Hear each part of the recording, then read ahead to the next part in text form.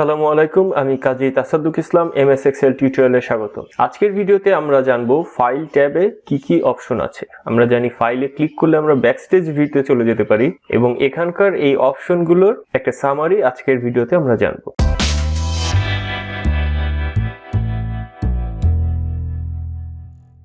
File ট্যাবের first অপশনটি হচ্ছে হোম।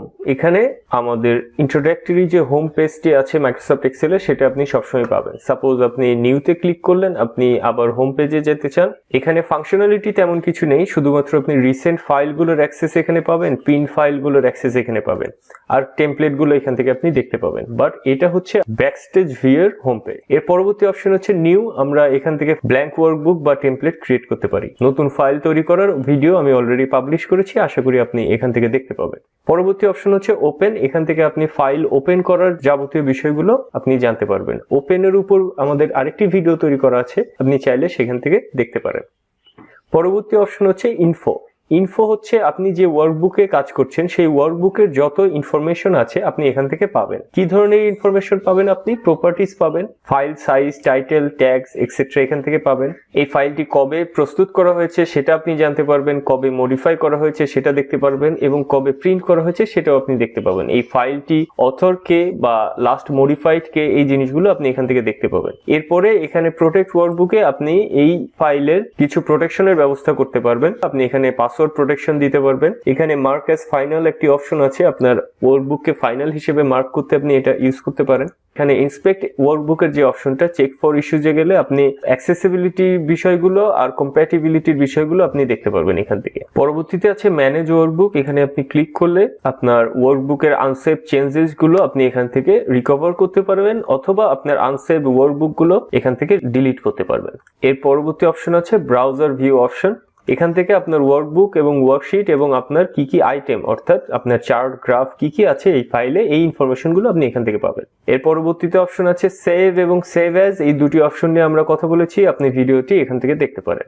এরপরে সেভ অ্যাজ অডোবি পিডিএফ। এখানে যদি আপনার অডোবি ইনস্টল করা থাকে তাহলে আপনি ওয়ার্কবুককে সরাসরি পিডিএফ এ কনভার্ট করতে পারেন। যাদের অডোবি থাকবে না তাদের অন্যান্য কিছু পদ্ধতি আছে ওয়ার্কবুক সেভ করার পিডিএফ আকারে। খুব শীঘ্রই আমরা এই ভিডিওগুলো পাবলিশ করব ইনশাআল্লাহ। এর পরবর্তী অপশন হচ্ছে প্রিন্ট। এখান থেকে আপনি প্রিন্টের ফাইনাল স্টেজটা পাবেন। আপনি আপনার ওয়ার্কবুক থেকে প্রিন্টের যাবতীয় কাজ কমপ্লিট করার পর যখন আপনি ফাইনালি প্রিন্ট করতে যাবেন তখন এই অপশনগুলো আসবে। এখান থেকে আপনি আপনার প্রিন্টার সিলেক্ট করতে পারবেন, কত কপি প্রিন্ট করবেন সেটা সিলেক্ট করতে পারবেন, প্রিন্ট এরিয়া, পেজটা বা ল্যান্ডস্কেপ হবে না পোর্ট্রেট হবে, এই ধরনের ফিনিশিং টাস্কগুলো আপনি এই অপশন থেকে পাবেন। এর পরবর্তী অপশন আছে শেয়ার। এখান থেকে আপনি আপনার ওয়ার্কবুকটি শেয়ার করার বিভিন্ন অপশন পাবেন। ক্লাউডে শেয়ার করতে পারেন অথবা ইমেইলে করতে পারেন। ওয়ার্কবুক শেয়ার রিলেটেড কাজগুলো আপনি এখান থেকে করতে পারেন। এর পরবর্তী অপশন হচ্ছে এক্সপোর্ট। একটি ওয়ার্কবুককে আপনি কোন ফরম্যাটে এক্সপোর্ট করবেন সেটা আপনি এখান থেকে দেখতে পারবেন। এর পরবর্তী অপশন হচ্ছে পাবলিশ। আপনি যদি পাওয়ার বিআই তে কাজ করতে চান তাহলে আপনি ওয়ার্কবুক থেকে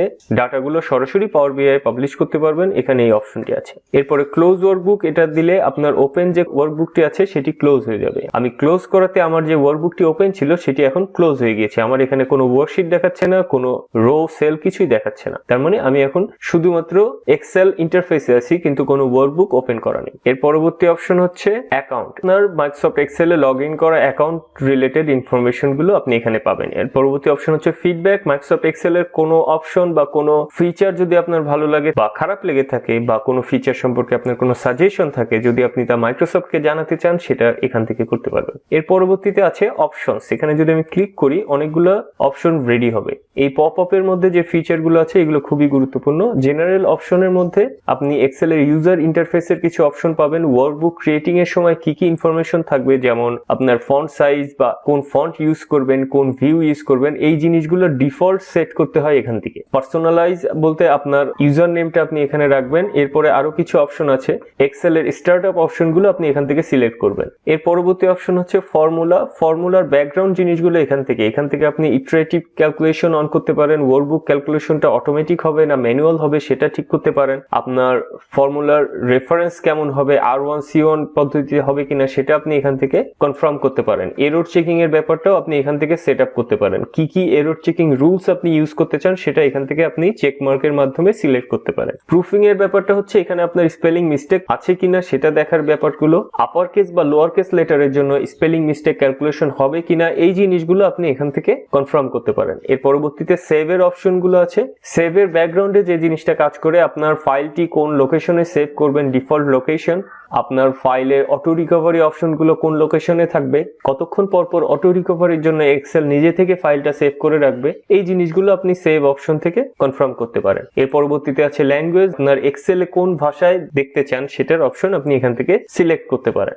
অ্যাক্সেসিবিলিটির একটা গুরুত্বপূর্ণ বিষয় হচ্ছে আপনার ওয়ার্কবুকটি যদি কোনো ফিজিক্যালি ডিসেবল পারসনের ইউজের জন্য হয় সেক্ষেত্রে অনেক কিছু খেয়াল রাখতে হয়। অ্যাক্সেসিবিলিটির ব্যাপারটা সেটাই কনফার্ম করে। এর পরের অপশনটি হচ্ছে অ্যাডভান্স। এখানে আপনার এডিটিং অপশনগুলো আপনি সিলেক্ট করতে পারেন। কাট কপি পেস্টের যে ব্যাপারগুলো এখান থেকে আপনি কিছু ব্যাকগ্রাউন্ডের সেটআপগুলো করতে পারেন। এখানে ডিসপ্লে অপশন আছে, চার্ট, গ্রাফ, প্রিন্ট সবকিছুরই একটা অ্যাডভান্স লেভেলের কাজ এখানে হবে। এখানে যে অপশনগুলো আপনি গ্রেতে দেখছেন তার মানে এই জিনিসগুলো ডিসেবলড আছে, কারণ আমরা অলরেডি একটা ওয়ার্কবুক ক্লোজ করে ফেলেছি, আমাদের কোনো ওয়ার্কবুক ওপেন করা নাই, তাই কিছু অপশন ডিসেবল দেখাচ্ছে। আমরা একটি ওয়ার্কবুক ওপেন করে নিই, তাহলে অপশনগুলো দেখতে সুবিধা হবে। File, new workbook. এবার আমরা আবারও যাচ্ছি অ্যাডভান্স ফিচারগুলোতে। ইমেজ সাইজ এবং কোয়ালিটির ব্যাপারটা আপনি এখান থেকে সিলেক্ট করতে পারেন। প্রিন্টের অপশন, চার্ট, ডিসপ্লে কেমন হবে এই জিনিসগুলো আপনি এখানে পাবেন। এই ওয়ার্কবুকের জন্য ডিসপ্লে অপশনটা কেমন হবে সেটা আপনি স্ক্রল বার দেখাতে চান কি দেখাতে চান না সেটাও আপনি এখান থেকে সিলেক্ট করতে পারেন। ফর্মুলার যে ক্যালকুলেশনগুলো সেটা কেমন হবে আপনি এখান থেকে সিলেক্ট করতে পারেন। আপনার ওয়ার্কবুকের লিঙ্কগুলো কিভাবে কাজ করবে সেটা আপনি এখান থেকে সিলেক্ট করতে পারেন। এই প্রত্যেকটা ফিচারগুলো আসলেই অ্যাডভান্স লেভেলের। এই ফিচারগুলো আপনাকে ব্যবহার করে তারপরে আস্তে আস্তে শিখতে হবে। আমরা পরবর্তী ভিডিওগুলোতে সবগুলো ফিচারই নিয়ে আলোচনা করব।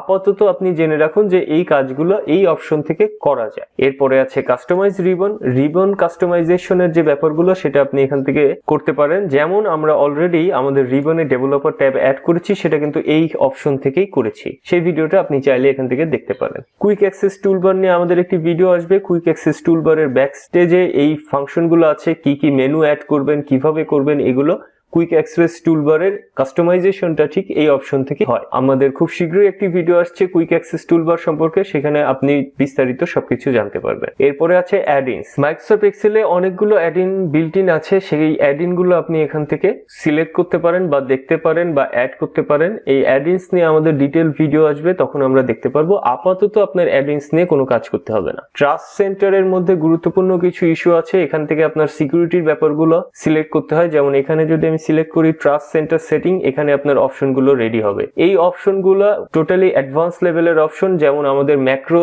যখন আমরা ইউজ করব বা ভিভিএ ইউজ করব তখন ব্যাপারগুলো কিভাবে কাজ করবে, কোন কোন পাবলিশারের ওয়ার্কবুক গুলোকে ট্রাস্টেড হিসেবে ক্যালকুলেশন করব, কোন লোকেশনে আমাদের ফাইলগুলো থাকলে সেটা ট্রাস্টেড থাকবে। ট্রাস্টেড বলতে সেই ফাইলগুলো নিয়ে আমাদের কোনো রিস্ক থাকবে না, আমরা নিজে সিদ্ধান্ত নিয়ে সেই লোকেশনে রাখবো যে এই লোকেশনে যদি আমি কোনো ফাইল রাখি তার মানে সেই ফাইলটাকে আমি সিকিউর মনে করে রেখেছি। যেমন এই যে এখানে অপশনটি আছে ট্রাস্টেড লোকেশন, আমি এটার কথাই বলছি। আপনি যখন কোনো ম্যাক্রো ফাইল বা কোনো ভিভিএ কোড অ্যাড করা ফাইলগুলো যদি আপনি এই লোকেশনগুলোতে রাখেন সেক্ষেত্রে আপনার কোনো ওয়ার্নিং সাইন আসবে না। এই জিনিসগুলো একটু অ্যাডভান্স লেভেলের এবং এই জিনিসগুলো খুবই গুরুত্বপূর্ণ আপনার ওয়ার্কবুক এবং আপনার পার্সোনাল কম্পিউটারের সিকিউরিটির জন্য। এগুলো নিয়ে আমরা তখনই আলোচনা করব যখন আমরা ভিভিএ কোর্সে অ্যাডভান্স হব। ইনশাল্লাহ খুব শীঘ্রই দেখা হবে। এখন এটা যদি ক্লোজ করে দিই, আমাদের ব্যাকস্টেজ ভিউ সম্পর্কে আমরা মোটামুটি একটা ধারণা পেয়েছি। ইনশাল্লাহ পরবর্তী ভিডিওতে আমরা মাইক্রোসফট এক্সেলের রিবনের হোম ট্যাব সম্পর্কে আলোচনা করব। আশা করি ভিডিওটি আপনার ভালো লেগেছে। চ্যানেলটি সাবস্ক্রাইব করে পাশেই থাকবেন। ইনশাল্লাহ পরবর্তী ভিডিওতে আবার দেখা হবে। আসসালামু আলাইকুম।